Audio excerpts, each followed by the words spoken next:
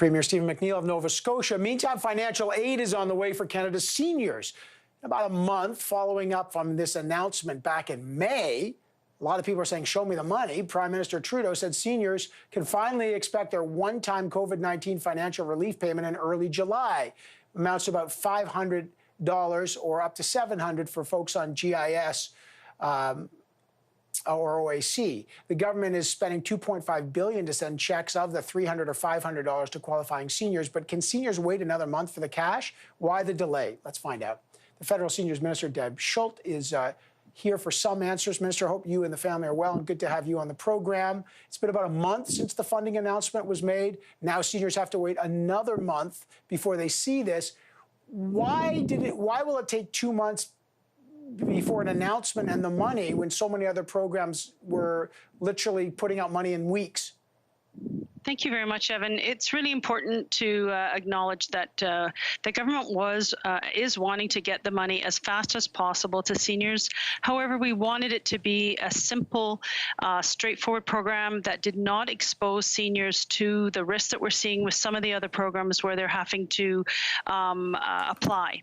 We wanted them not to have to apply. We wanted them to not be exposed to the fraud that others are. And we also knew that not all seniors would be, able to apply. So we wanted to be sure that all the seniors that would be eligible, that 6.7 million seniors in Canada, would be eligible to receive this benefit, would receive it. So that meant that we had to create a new delivery mechanism to provide this benefit for seniors.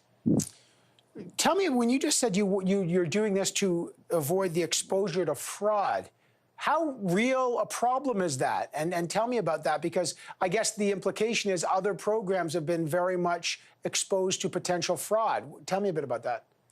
I think anytime people that are not normally interacting with the government in a particular way and they're having to apply, it's not something that they normally do, then people can take advantage of that. And we have seen that happening. We know seniors are targeted for fraud, especially if they're not necessarily comfortable with the process or being online. So we did not want that. We wanted to make sure that they got this tax-free automatic payment as quickly as possible, but as safely as possible. It's a big program, $2.5 billion, but an advocacy group for seniors has pointed out that the expenses seniors have will not be any less in August and September. Will your government make this an ongoing financial aid program?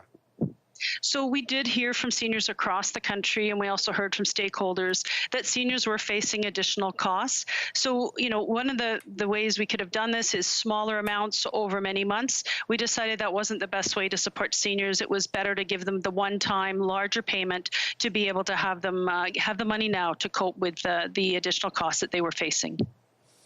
And again, it's an expensive program, but why not means test it?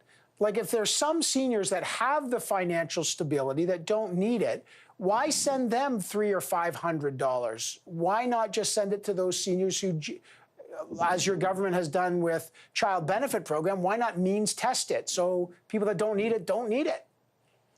To do that, it would have brought complication into the program, which would have slowed down the ability to deliver these benefits.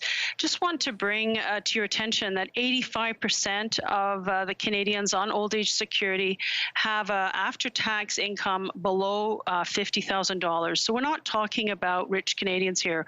We're talking about Canadians that have been heavily impacted by the public health advice to stay home, to not go on public transit if they can avoid it, to, have their groceries delivered if they can, so that they can stay as safe as they can, because they are much more vulnerable to the disease. So it was important. Minister, just before I let you go, long-term care continues to be the major issue in this pandemic, or one of the big issues anyway. Many seniors, of course, live in these facilities. Everyone's looking for a solution. What is your government doing now to implement the necessary changes at long-term care homes? Is there a sense that maybe you'll move long-term care facilities under the Federal Health Act? Is there a sense that the federal government could ban private long-term care facilities? What's on your table to fix these hot zones?